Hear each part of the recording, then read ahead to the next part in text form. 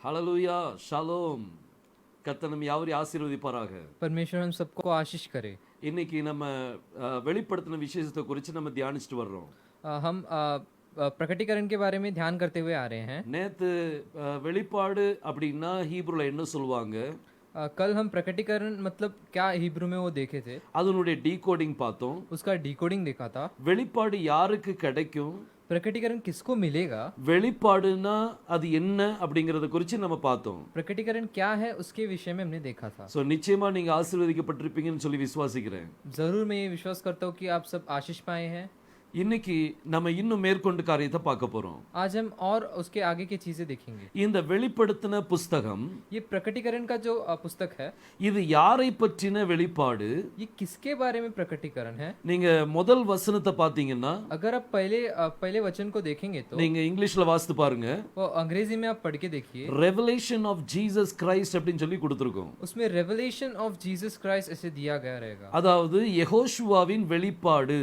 उसका मतलब यहोशुआ का प्रकटीकरण। சோ இந்த புஸ்தகம் வந்து யெகோஷுவாவை வெளிப்படுத்தி காமிக்கும். तो ये जो पुस्तक है वो यहोशुआ को प्रकट करके दिखाता है। இதுல முதல் அதிகாரத்துல நம்ம பார்த்தோம்னா, इसमें अगर पहले अध्याय में हमने देखा तो நிறைய காரியங்கள் கர்த்தர் தன்னை பற்றி வெளிப்படுத்தி கொடுக்கிறார். बहुत सारी चीजें परमेश्वर अपने बारे में प्रकट करता है। சோ இன்னைக்கு அதுல ஒரு காரியத்தை நம்ம பார்க்க போறோம். तो आज हम उसके एक चीज को देखेंगे। வெளிப்படுத்தின விசேஷம் 1ஆம் அதிகாரம் 8ஆம் வசனம். प्रकटीकरण का किताब उसमें पहले अध्याय में 8वें वचन को देखेंगे। நான் வாசிக்கிறேன்.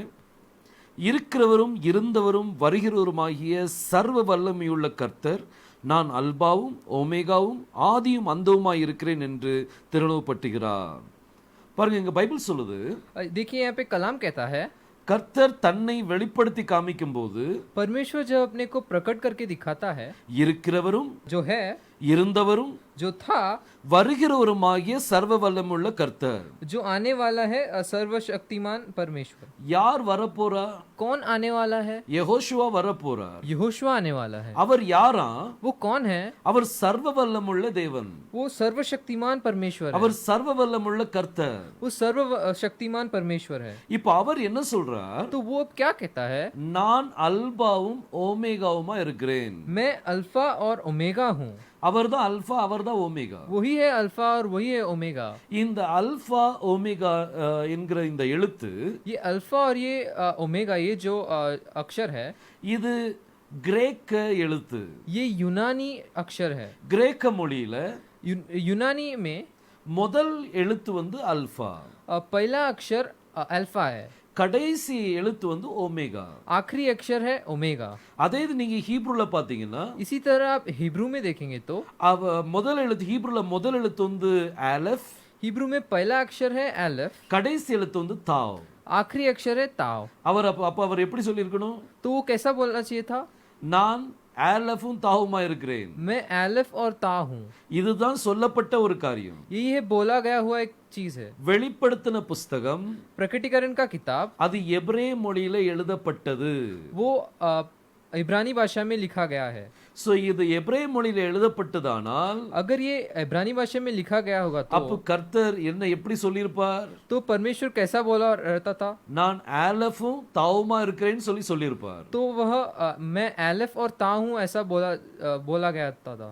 சோ இந்த ஆலஃப் அப்படின்னு சொல்லி வரும்போது, तो जब ये एलेफ आता है, அவர் தன்னை ஆலஃப்னு சொல்லி சொல்றாரு. वो खुद को एलेफ ऐसा कहता है।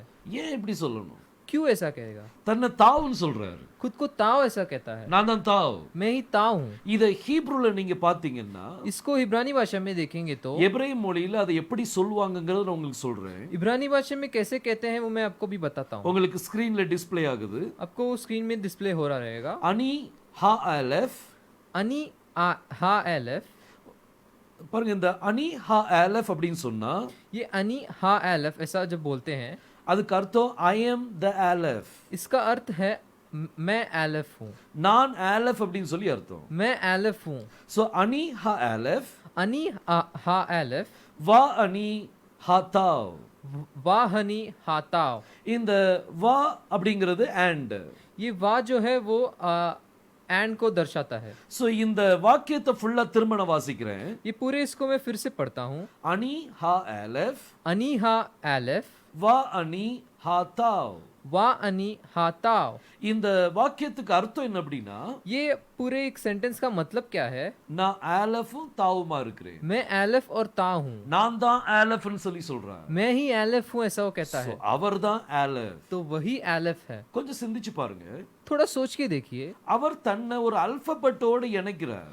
वह खुद को एक अक्षर के साथ जोड़ता है। நான் ஆலஃப் அப்படின்னு சொல்லி இணைக்கிறார் பாருங்க. मैं एलेफ हूँ ऐसा कहता है, அதுமே நான் தாவ் அப்படின்னு சொல்லி இணைக்கிறார். मैं ता हूँ ऐसा वो जोड़ता है। அதே மாதிரி वैसे ही நிறைய அல்பபெட்டோட கர்த்தர் இணைச்சிருக்கிறார். बहुत सारे अक्षरों के साथ परमेश्वर ऐसे जोड़े हैं। இப்போ நாலாவது எழுத்து ஹீப்ருல என்ன அப்படின்னா, तो चौथा अक्षर हिब्रू में ऐसा है, தாலத் அப்படின்னு சொல்லுவாங்க. दैलत है। தாலத் அப்படின்னா दैलत का अर्थ है வாசல். द्वार।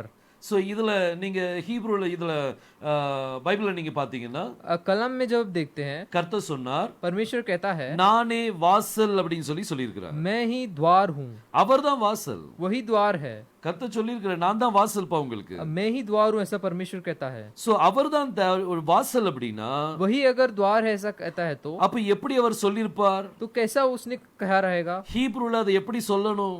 इब्रानी भाषा में कैसे बोलना चाहिए? வாசலுக்கு ஹீப்ருல என்ன சொல்லுவாங்க? द्वार को इब्रानी भाषा में क्या कहते हैं? ஹீப்ரு மொழியில इब्रानी भाषा में வாசலுக்கு தாலத்னு சொல்லுவாங்க. द्वार को दैलत कहते हैं। வாசலுக்கு என்ன சொல்லுவாங்க? द्वार को क्या कहते हैं? தாலத். दैलत कहते हैं। அனிஹா தாலத். अनीहा दैलत। நான் தாலத், நான் வாசல். मैं द्वार।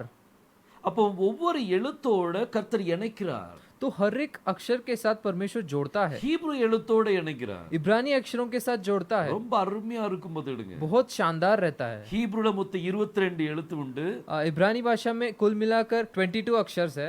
இந்த 22 எழுத்தோட ये 22 अक्षर அவர் தன்னை இணைக்கிறார். वो खुद को जोड़ता है। நான் தான் ஆலஃப், मैं ही एलेफ, நான் தான் பெத், मैं ही बेत, எல்லாமே அவர் தன்னோடு அவரோடு இணைக்கிறார். वो ये सभी को अपने साथ जोड़ता है। அத நம்ம கர்த்தர் சித்தமானால் ஒண்ணு நம்ம பாப்போம். वो परमेश्वर की इच्छा रही तो हम थोड़ा थोड़ा देखेंगे। சோ கர்த்தர் சொன்னார், तो परमेश्वर कहता है, நான் தான் ஆலஃப். मैं ही एलेफ। சோ அவரை துதிக்கும் போது तो उसकी जब हम आराधना करते हैं, ஆலஃப்னு சொல்லி துதிங்க.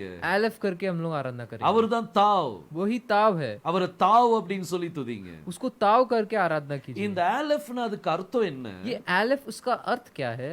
அதுக்கு காளையினுடைய தலை அப்படின்னு சொல்லி அர்த்தம். उसको ऑक्स हेड कहते हैं। காளையினுடைய தலை. ऑक्स के सिर को कहते हैं। சோ இந்த அப்புறம் தாவ் எதை குறிக்குன்னா, तो ताव किसको दर्शाता है? கிராஸ் குறிக்குது. वो क्रॉस को दर्शाता है। தாவ் வந்து கிராஸ், ताव क्रॉस को दर्शाता அதாவது மார்க். है।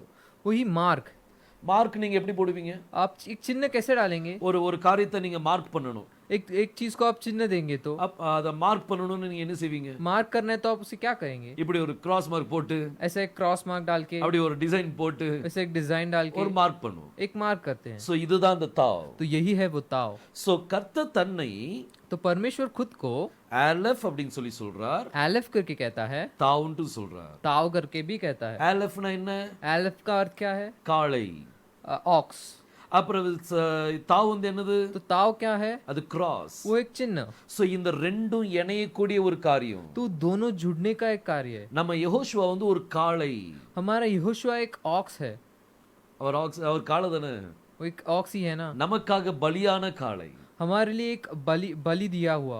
எங்க பலியானார்? कहाँ पे बलि दिया गया? சிலுவையில பலியானார். क्रॉस पे बलि दिया गया। சோ இந்த ஆலஃபும் அவர்தான், तो ये एलेफ भी वही है, தாவும் அவர்தான். ताव भी वही है। பாருங்க, அவர் தன்னை அவர் மணவாட்டிட்ட சொல்லும்போது, वो खुद को दूल्हा बोलते समय, தன்னை சபைக்கு சொல்லும்போது, खुद को कलीसिया को बोलते समय அவர் சொல்றார், நான் தான் ஆலஃப், நான் தான் தாவ். वो कहता है, मैं ही एलेफ हूँ, मैं ही ताव हूँ। சோ இன்னைக்கு அவரை பற்றின ஒரு பாயிண்ட் நம்ம பார்த்திருக்கோம். तो आज उसके विषय में हम एक पॉइंट देखे हैं। இன்னும் நிறைய காரியங்கள் இருக்குது. और बहुत सारे कार्य हैं। ஒவ்வொரு நாளும் ஒன்னொன்னா நம்ம பார்ப்போம். हर एक दिन एक एक देखेंगे। சோ கர்த்தர் நம்மளை ஆசீர்வதிப்பாராக. तो परमेश्वर हमें आशीष करे। So I am Aleph and தாவுக்கு எப்படி சொல்லணும்? तो अब I am Aleph and I am Tav, इसको कैसे कहेंगे? அத ஹீப்ருல எப்படி சொல்வாங்க? इसको यूनानी भाषा में, इसको हिब्रू भाषा में कैसे कहेंगे? அனிஹா ஆலஃப், अनीहा एलेफ, வா அனிஹா தாவ். वा अनीहा ताव। சோ இத நீங்க மெமரைஸ் பண்ணுங்க. तो इसको आप मेमोराइज कीजिए। அனிஹா ஆலஃப், अनीहा एलेफ, வா அனிஹா தாவ். वा अनीहा ताव। அந்த வா அப்படிங்கிறது அது and அப்படிங்கிறது வருது. वो वा जो है वो एक एंड को दर्शाता है। அனிஹா ஆலஃப், अनीहा एलेफ, அனிஹாத்தாவ். अनिहाताव, இந்த ரெண்டையும் இணைக்கிறது வாவ். ये दोनों को जोड़ने वाला वाव है। சோ கர்த்தர் உங்களை ஆசீர்வதிப்பாராக. परमेश्वर आपको आशीष करे।